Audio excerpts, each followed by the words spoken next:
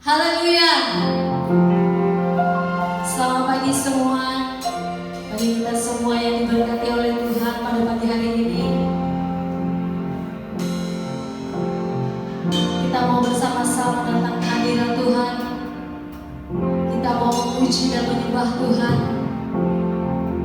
Diberkati kita semua yang ada di rumah. Diberkati setiap apapun yang kita lakukan hari ini. Haleluya. Terima kasih Tuhan.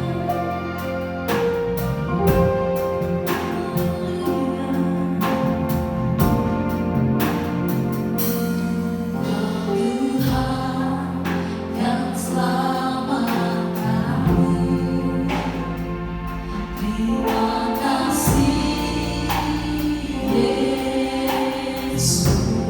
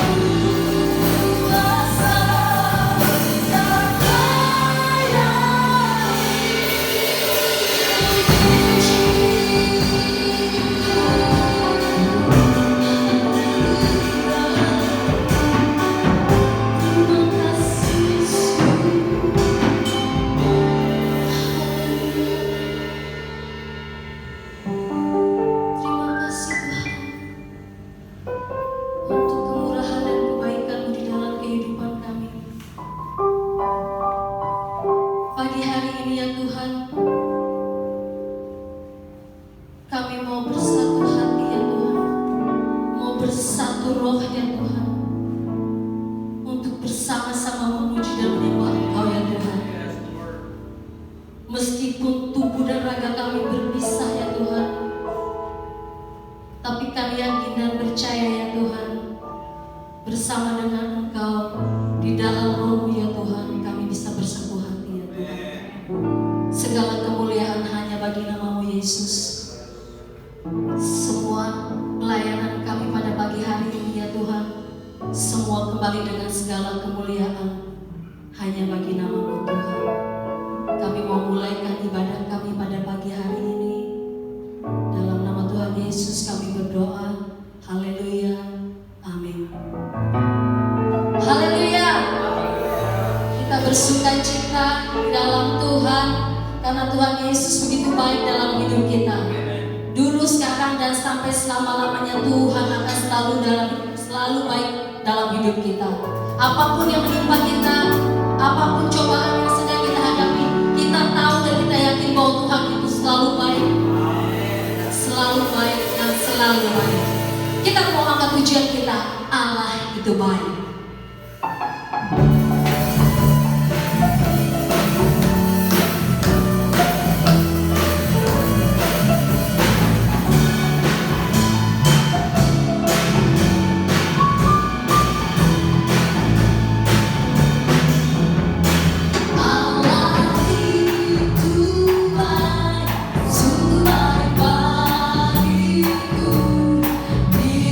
Ditujukan kasih sayang.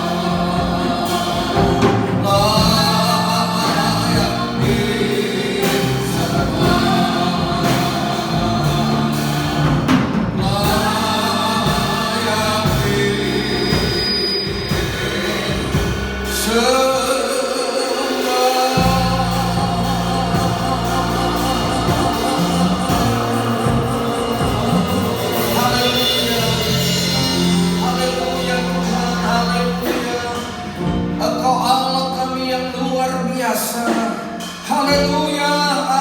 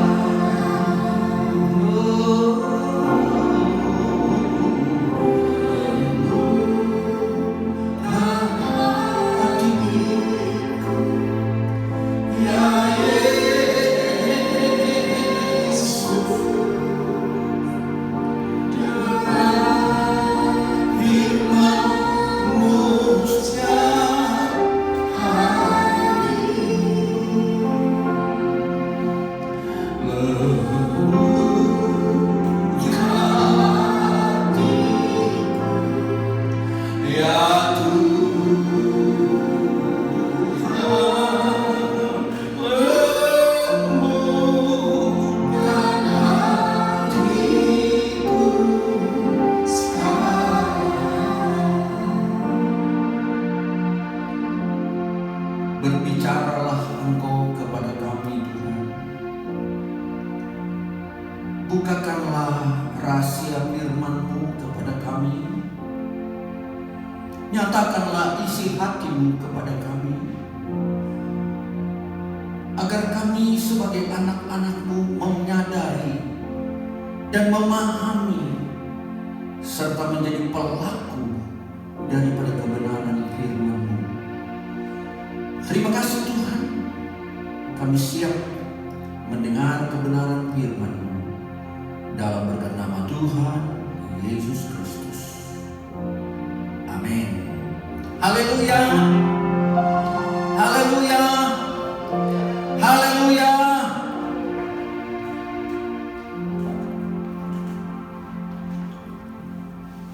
Puji Tuhan. Di pagi hari ini kita sama-sama menikmati akan kebenaran firman. Dan di pagi hari ini merupakan hari yang sangat mulia bagi kita. Karena di pagi hari ini kita dapat merasakan bahwa Tuhan tidak pernah meninggalkan kita. Bahkan Tuhan tidak pernah mengecewakan kita. Sebab itu saya mau sapa kepada seluruh jemaat, haleluya.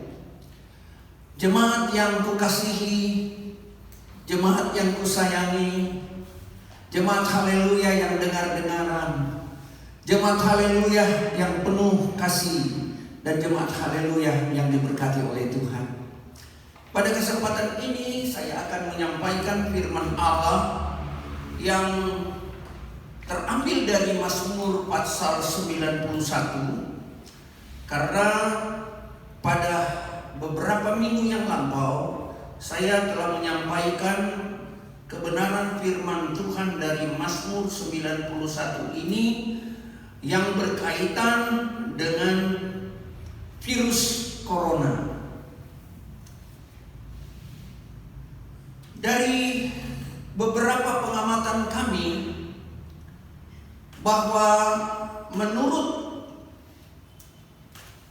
WHO pada tanggal 26 Maret 2020, virus corona ini telah melanda 175 negara.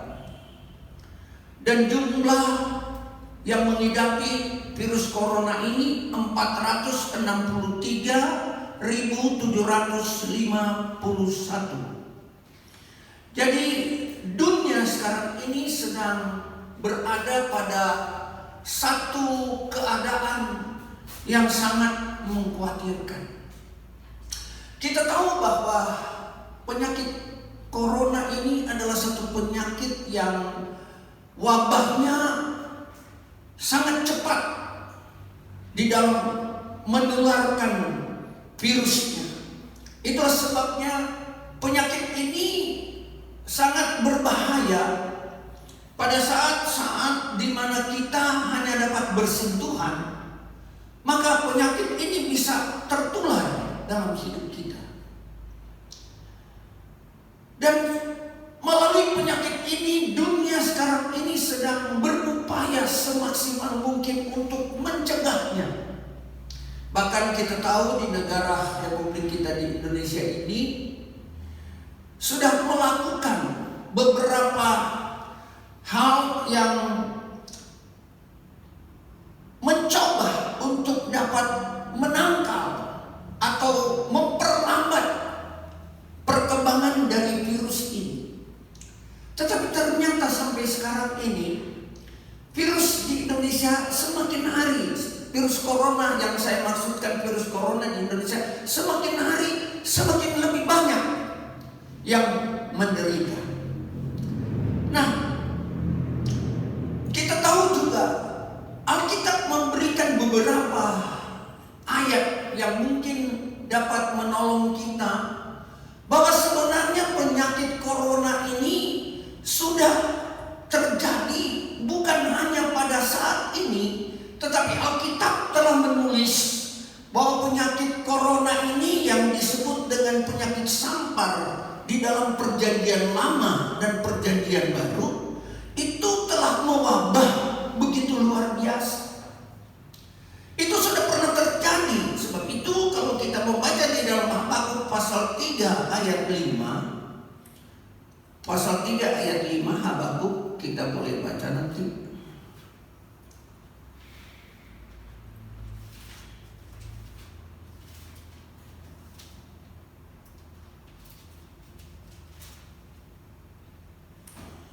Pasal 3 ayatnya yang kelima, dia berkata begini: mendahuluinya berjalan penyakit sampar dan demam mengikuti jejaknya. Ia berdiri maka bumi dibuatnya bergoyang. Ia melihat berkeliling maka bangsa-bangsa dibuatnya melompat terkejut. Hancur gunung-gunung yang ada sejak purba, merendah bukit-bukit yang berabad-abad. Itulah perjalanannya berabad-abad. Jadi Alkitab telah menulis begitu jelas bahwa penyakit corona yang kita alami sekarang ini adalah penyakit sebenarnya yang zaman dulu sudah ada. Zaman dulu sudah berlaku. Zaman dulu sudah ada penyakit ini. Karena kita sangat memahami betul-betul bahwa penyakit corona ini adalah penyakit sampar. Sebab itu di dalam Mazmur pasal 91 ayatnya yang ketiga dan ayatnya yang keenam, kita membaca di sana ada 3 macam penyakit yang berkaitan dengan corona. Yaitu ayat 3 ini berkata penyakit sampar yang busuk. Yang kedua, dia katakan di sana adalah penyakit sampar di waktu gelap. Dan yang ketiga adalah penyakit sampar yang mengamuk. Jadi dari kedua ayat ini kita mendapat pemahaman bahwa penyakit corona itu memang penyakit yang sangat membuat orang menjadi takut. Karena berjalannya penyakit sampar ini seperti orang yang mengamuk. Dan kita tahu bahwa setiap orang yang terkena virus ini itu tidak boleh dikunjungi oleh orang lain. Tidak boleh bersentuhan dengan orang lain.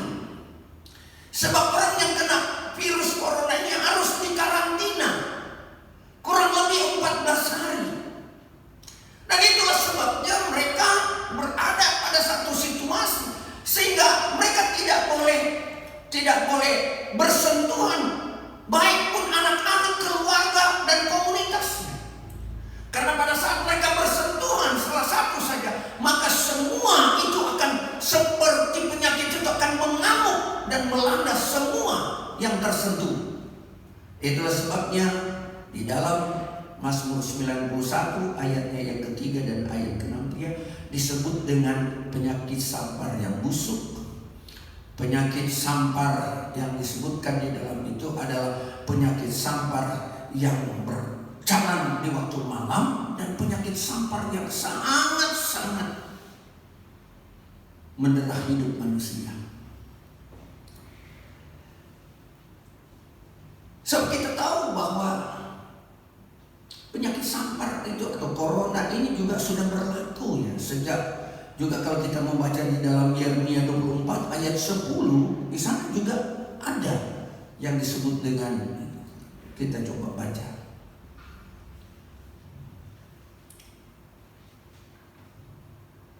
Yeremia 24 ayatnya yang ke-10. Dan aku akan mengirim perang, kelaparan dan penyakit sampar ke antara mereka sampai mereka habis dilenyapkan dari atas tanah yang telah kuberikan kepada mereka dan kepada nenek moyang mereka. Jadi rupa-rupanya corona ini ada karena dosa manusia.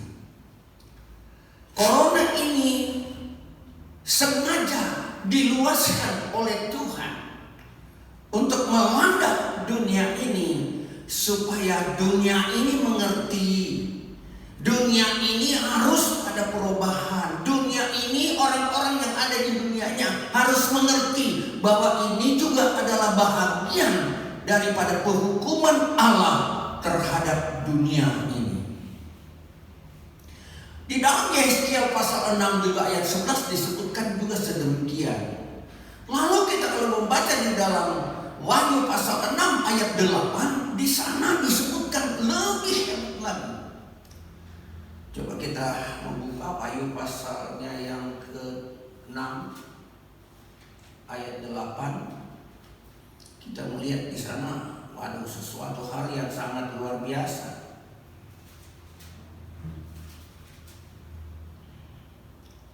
Wahyu 6 ayat 8 dia berkata begini. Dan aku melihat sesungguhnya ada seekor kuda hijau kuning, dan orang yang menungganginya bernama Maut, dan kerajaan Maut mengikutinya. Dan kepada mereka diberikan kuasa untuk 1/4 dari bumi untuk membunuh dengan pedang, dengan kelaparan dan sampar, dan dengan binatang-binatang buas yang di bumi. Waktu Yohanes melihat keberadaan dari pembukaan meterai daripada kitab Wahyu, maka kita melihat di dalam ayat ini dijelaskan bahwa nanti di penghujung akhir zaman ini akan terjadi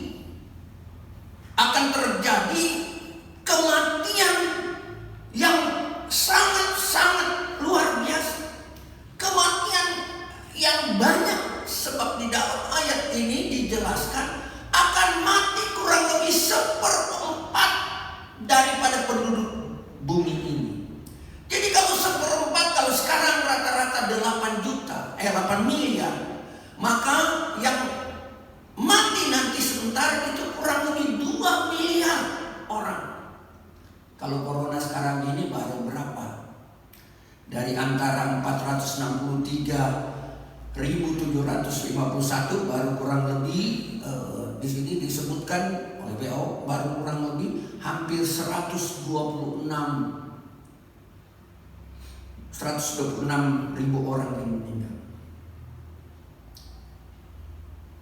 Itu sebabnya kalau kita membaca ayat-ayat ini, maka kita harus menyadari bahwa Tuhan Yesus tidak lama lagi datang kembali. Haleluya. Tuhan Yesus tidak lama lagi datang kembali. Karena apa yang disebut dinubuatkan di dalam Alkitab sekarang mulai terjadi. Itulah sebabnya Mazmur pasal yang ke-91. Lalu di sana ditulis oleh sang pemazmur mengenai bagaimana caranya agar kita dapat terhindar dari penyakit-penyakit sampar itu, agar kita dapat terhindar dari penyakit corona. Sebab kita tahu penyakit corona telah melanda dunia. Dia tidak pandang kepada siapa saja. Pada saat virus itu masuk pada kita, maka kita tidak berdaya. Bahkan orang-orang menjauhi kita. Orang-orang tidak mau bertemu dengan kita, walaupun mungkin kita punya kerinduan untuk berjumpa dengan, tapi tidak bisa. Karena begitu cepatnya, begitu berbahayanya penyakit ini. Lalu kita melihat bahwa kenapa pemazmur mengungkapkan di dalam Mazmur 91 ini yang telah kita belajar daripada minggu yang lalu, bahwa untuk kita dapat teratasi dari penyakit corona, kita harus minta perlindungan dari Tuhan. Amin. Kenapa? Karena rupanya perlindungan dari Tuhan itu menjanjikan hal-hal yang luar biasa dalam hidup kita. Karena perlindungan yang dari Tuhan itu membuat kita merasa lega. Kita tahu bahwa dunia sekarang ini sedang memerangi penyakit corona. Dan mereka sekarang mulai kehilangan akal. Bagaimana caranya untuk mengatasinya? Sehingga kalau kita di Indonesia ada tempat-tempat yang tidak boleh berkumpul bersama-sama. Sampai juga gereja kena imbasnya. Tapi saya mau katakan pada pagi hari ini bahwa orang yang berlindung kepada Tuhan, dia akan memiliki beberapa hal atau beberapa poin yang perlu kita pelajari dari ayat-ayat ini. Yang pertama, orang yang berlindung kepada Tuhan, dia katakan, pertama, dia akan terlepas dari jerat burung. Kata jerat ini mengandung pengertian dari bahasa aslinya, mengandung pengertian tentang seseorang atau burung yang terkena perangkap karena dia tidak sadar bahwa di situ ada jaringnya. Nah, kehidupan manusia pun demikian. Ada banyak keterlibatan kita kepada hal-hal yang seringkali menipu hidup kita. Ada banyak hal yang kita temui sebagai jerat dalam hidup kita. Terkadang juga kekayaan bisa menjadi jerat dalam hidup kita. Keinginan, kerinduan kita yang mungkin berlebihan daripada apa yang kita dapat sanggupi, itu pun bisa menjadi jerat dalam hidup kita. Kita bisa tertipu dengan hal-hal yang ada di dalam dunia ini. Jadi itulah sebabnya poin yang pertama dalam ayat 3 itu dia katakan kita terhindar daripada jerat burung itu. Yang kedua, kita sudah baca bersama-sama ayat 3 dan 6, yaitu penyakit sampar. Yang keempat, dia katakan kedahsyatan malam. Kedahsyatan malam mungkin ini bisa kita pelajari pada saat orang Israel mau keluar dari tanah Mesir. Jadi pada waktu malam, dalam perintah daripada Musa, dia berkata bahwa akan terjadi tulah bagi Mesir mengenai anak-anak sulung mereka, dan binatang-binatang sulung akan mati. Karena itu adalah tulah yang terakhir atau tulah yang ke-10. Dan tulah yang ke-10 inilah yang menjadi suatu momok, menjadi suatu tangisan. Sebab hampir seluruh tanah Mesir pada waktu itu mengalami tangisan yang luar biasa. Sebab anak-anak sulung mereka pada mati. Binatang-binatang sulung mereka juga pada mati. Nah, inilah kedahsyatan malam. Sebab malam pada waktu itu Tuhan berkata kepada orang-orang Israel, malam ini kamu setiap keluarga ambil seekor domba, lalu kamu sembelih, lalu kamu panggang, dan tidak boleh tertinggal sampai besok pagi. Dan kamu harus taruh darah di atas pintu, jenang pintu, supaya apabila malaikat maut lewat, maka di dalam rumahmu tidak akan ada kematian. Nah, inilah kedahsyatan malam yang rupanya melanda Mesir pada waktu itu, yang mengakibatkan orang Mesir menginginkan orang Israel, ayo kamu lebih baik kamu pergi saja, lebih baik kamu pergi saja. Jangan lagi kamu tinggal di sini, sebab telah menjadi beban bagi kami. Orang Israel telah menjadi akibat daripada kami tidak memberi kamu pergi. Kami kena tulah, 10 tulah yang terjadi dalam hidup. Dan itulah yang disebut dengan kedahsyatan malam. Lalu yang keempat, lalu ada yang disebut dengan anak panah di waktu siang.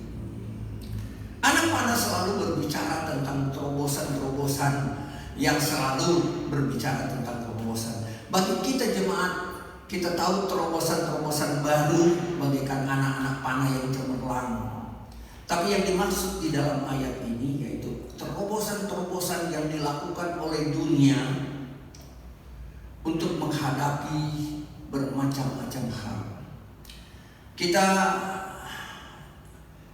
banyak tawaran-tawaran dari para pembisnis, daripada orang-orang yang berhasil, sehingga mereka berkata, kalau kamu ingin terobosan baru dalam mencari keuntungan di dalam bisnis, maka kamu harus melakukan ini. Nah, ini yang disebut dengan anak panah di waktu siang. Terobosan-terobosan yang pada hakikatnya terobosan itu seringkali membawa malapetaka dalam kehidupan berbisnis. Saya bercerita dengan anak mantu saya, karena anak mantu saya kerja di satu perusahaan yang terdiri dari anak mantu, keluarga, perusahaan keluarga, dan perusahaan ini sangat besar. Mereka memiliki beberapa ratus perusahaan di seluruh dunia. Dan pada kemarin dia bercerita kepada saya bahwa mereka terjebak. Ada yang 7 triliun, ada yang 4 triliun, ada yang 2 triliun. Mereka kemudian berteriak dan berkata dan minta didoakan oleh anak mantu saya. Mereka katanya, aduh tolong didoakan, kami punya uang ini 7 triliun, ada yang 4 triliun, ada yang 2 triliun. Bayangin, mereka kehilangan uang yang begitu banyak. Kalau mungkin 1-2 M mungkin enggak, ini triliunan. Jadi anak mantu saya bilang, pokoknya saya hanya berdoa supaya Tuhan tolong kalian. Dan inilah kejadian-kejadian yang sedang terjadi di hari-hari ini. Kita tahu dunia sedang dilanda dengan hal-hal yang seperti ini. Itulah sebabnya bagi kita anak-anak Tuhan, kita harus mencari tempat yang aman, tempat yang dimana kita bisa berlindung, tempat dimana kita bisa berteduh, tempat dimana kita merasa aman di dalamnya. Ini yang perlu kita cari sekarang ini. Dengan kata lain, tempat yang dimana kita bisa terlindung dari penyakit sambar atau corona ini. Bagaimana caranya? Maka Alkitab memberikan beberapa jaminan kepada orang-orang yang berlindung kepada Tuhan. Yang pertama, yaitu menjadikan Allah sebagai perlindungan kita. Jadi orang yang menjadikan Allah sebagai perlindungannya, itu akan melihat bagaimana Tuhan menjaga dan memelihara mereka. Itulah sebabnya di dalam ayat yang kita baca, di dalam poin yang saya pernah sampaikan, bahwa untuk kita masuk ke sana, kita harus memiliki keyakinan, kepercayaan yang kuat. Kita harus percaya bahwa Allah kita itu adalah Allah yang luar biasa. Kita harus percaya bahwa Tuhan Yesus adalah Tuhan yang tidak pernah berubah dulu, sekarang, dan sampai selama-lamanya. Sebab Alkitab menulis 3 perlindungan dalam kehidupan manusia, orang-orang percaya, yaitu 1 Yesus, yang kedua firman, dan yang ketiga Roh Kudus. Itu perlindungan yang kokoh bagi anak-anak Tuhan. Karena firman itulah yang memberikan kita iman, dan kita mengimani bahwa Tuhan yang saya sembah adalah Tuhan, dokter di atas segala dokter, yang dapat menyembuhkan segala penyakitku. Haleluya. Ini yang menjadi. Yang kedua dia katakan, orang yang itu. Yang kedua, orang yang mempercayai Allah itu harus terhindar dari rasa takut. Ayatnya yang kelima dia berkata, mereka akan menonton saja, jangan takut. Ini yang penting. Kita tidak hanya mempercayai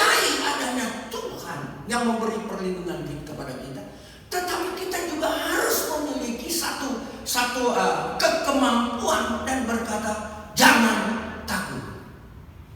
Itulah sebabnya kan ada satu pujian berkata, jangan kamu takut,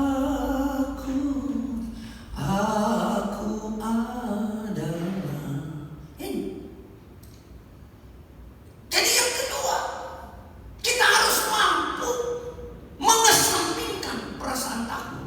Dunia sekarang sedang dilanda ketakutan. Penyakit corona yang begitu luar biasa, orang-orang pada takut. Ada keluarga datang dari Jakarta. Aduh, mereka bilang, wow, takut dia punya virus corona, sebab dia baru dari Jakarta.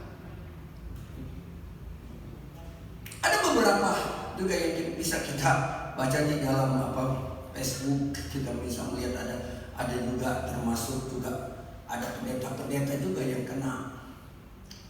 Tapi kita mau lihat bahwa kita perlu memiliki satu keyakinan yang kokoh, dan kita juga harus berani untuk kita berkata, saya tidak pernah takut atas penyakit corona ini. Haleluya. Dan yang ketiga ayatnya yang ke-14, orang yang berlindung kepada Tuhan, hatinya harus melekat kepada Tuhan. Kalau dalam bahasa aslinya, kita lengket dengan Tuhan. Waduh, kalau orang yang lengket dengan Tuhan, saya ingat peristiwa murid-murid Yesus, yaitu ada satu murid yang selalu bersandar pada dada Yesus, yaitu Yohanes. Itulah sebabnya dia mendapat wahyu daripada Tuhan, karena dia sangat dekat dengan Tuhan. Itulah sebabnya di dalam Injil Yohanes kita membaca di sana bahwa dia mengungkapkan tentang keberadaan Yesus sebagai Allah yang hidup. Dimulai dari firman adalah Allah sendiri, dan firman telah menjadi daging di dalam Yesus Kristus. Wow, sangat luar biasa. Sehingga dia proklamirkan Yesus itu sebagai Tuhan, sebagai jalan kebenaran dan hidup. Bahkan di dalam Yohanes dia katakan, dia akan pergi dan menyediakan tempat bagimu. Wow, Yohanes 14 ayat 1 dan 3. Lalu dia katakan lagi, dia akan mengirim penolong bagimu. Wow, itu adalah keberadaan dari Yohanes yang melekat dengan Tuhan. Saya berharap jemaat-jemaat supaya kita melekat dengan Tuhan. Bagaimana cara kita melekat dengan Tuhan? Kita harus banyak berdoa. Yang kedua, kita harus rajin baca firman. Kalau orang melekat dengan Tuhan, tidak pernah lepas dari firman, tidak pernah lepas dari doa. Dan orang yang melekat dengan Tuhan, dia harus memiliki kepenuhan Roh Kudus. Roh Kudus itulah yang membuat dia selalu melekat dengan Tuhan. Jadi dengan demikian kita dapat belajar bersama-sama bahwa Tuhan menjanjikan kalau kita punya keyakinan kepada Tuhan, menjadi keyakinan yang kokoh. Yang kedua, kita tidak takut. Dan yang ketiga, kita melekat kepada Tuhan, maka janji Tuhan dalam perlindungannya memberikan dampak. Pertama, memberikan kelepasan, ayat 4 sampai dengan ayat 9. Kedua, malapetaka tidak menimpa kita, ayat 10. 3, Allah mengutus atau memerintahkan malaikatnya untuk menjaga kita. Wah, luar biasa. Keempat, meluputkan kita dari segala penyakit. 5, membentengi kita. Yang keenam, mendengar doa kita. Yang ketujuh, memberi panjang umur kepada kita. Dan yang kedelapan, memberi kemuliaan kepada kita. Luar biasa perlindungan Tuhan dalam hidup kita. Itulah sebabnya pada kesempatan di pagi hari ini kita belajar kebenaran firman. Kita harus meyakini bahwa apapun yang Tuhan luaskan terjadi dalam hidup kita, semua ada dalam urusan Tuhan. Haleluya. Sebagai kesimpulan daripada khotbah saya, bahwa orang harus pertama bahwa kita harus berjaga dan berdoa. Itu yang pertama. Yang kedua, kita harus menjauhkan diri dari pesta pora. Lukas 21 ayat 34. Dan yang ketiga, kita harus bangkit dan mengangkat muka kita bahwa Tuhan kita adalah Tuhan yang hidup. Kita harus belajar memandang kepada Tuhan bahwa Tuhan kita adalah Tuhan yang peduli kepada kita, bahwa Tuhan kita yang membereskan semua kehidupan kita. Yang keempat, bahwa ayat yang katakan bahwa kerajaan Allah sudah dekat. Itulah sebabnya dalam khotbah saya pada pagi hari ini dapat menolong kita semua, dapat memberikan arahan dan membuat cara berpikir kita menjadi berpikir secara positif. Karena ketakutan bisa membuat kita ragu-ragu. Ketakutan bisa membuat kita tidak berdaya. Dan ketakutan adalah modal daripada iblis untuk membuat kita agar kita ragu terhadap pertolongan Tuhan. Kita ragu terhadap kekuasaan Tuhan. Kita ragu terhadap mujizat Tuhan. Dan itulah sebabnya pada pagi hari ini kita percaya Tuhan akan menolong kita. Dan Tuhan akan melepaskan kita. Tuhan akan membuat penyakit-penyakit sampar akan terhindar daripada hidup kita. Sebab kita nanti hanya menontonnya. 1.000 jatuh di sisi kita dan 10.000 di kanan kita, dan kita hanya menontonnya. Itu janji Tuhan kepada kita. Itulah sebabnya mari kita jemaat-jemaat kita belajar bahwa Tuhan yang kita sembah itu adalah Tuhan yang ajaib, Tuhan yang heran, Tuhan yang selalu memberikan perhatian penuh. Karena orang yang berlindung kepada Allah adalah orang yang benar-benar mendapat kesempatan yang sangat indah, mendapat kesempatan yang sangat bahagia, karena ada Tuhan yang bersama-sama dengan mereka. Kita mengangkat satu kor yang berkata,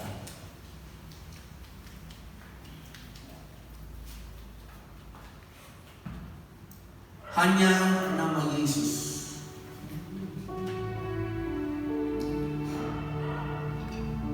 Hanya nama Yesus,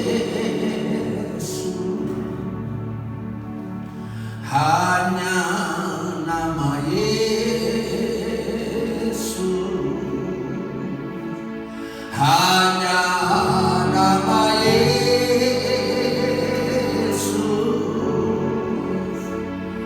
berikan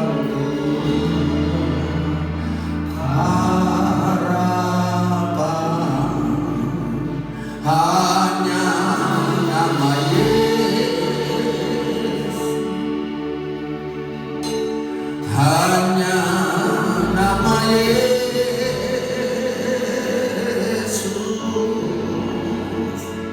berikan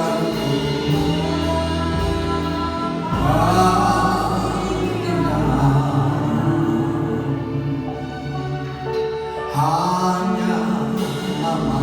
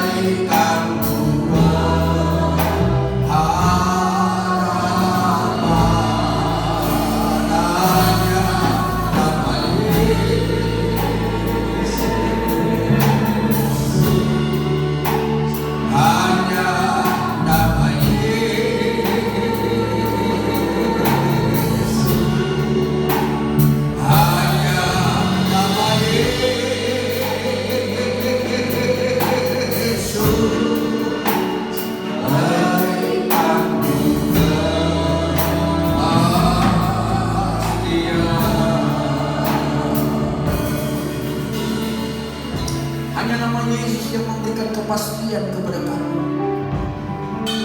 Dan hanya nama Yesus yang memberikan perlindungan kepada kami. Hanya nama Yesus yang dapat membuat kami terlepas dari segala penyakit corona. Hanya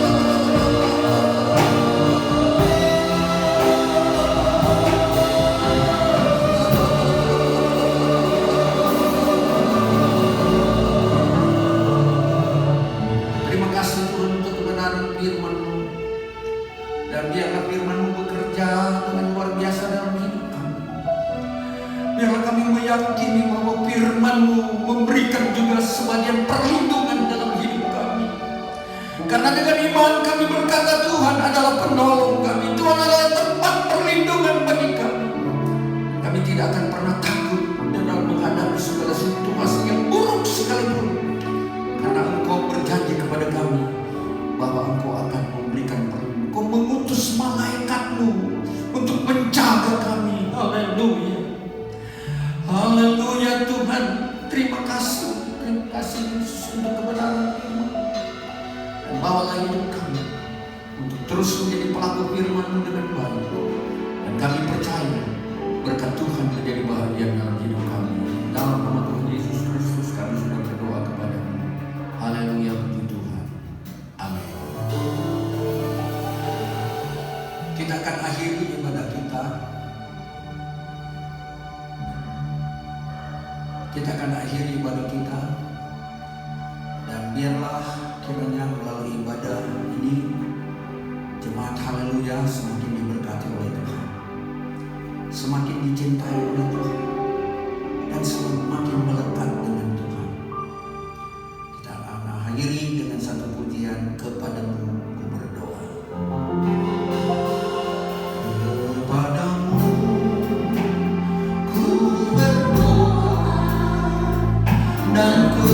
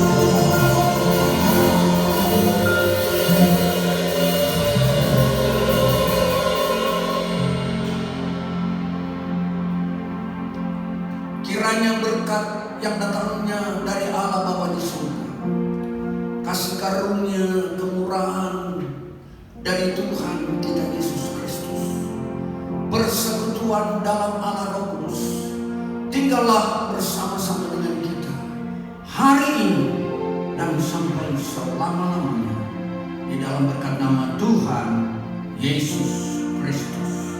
Haleluya, haleluya, haleluya.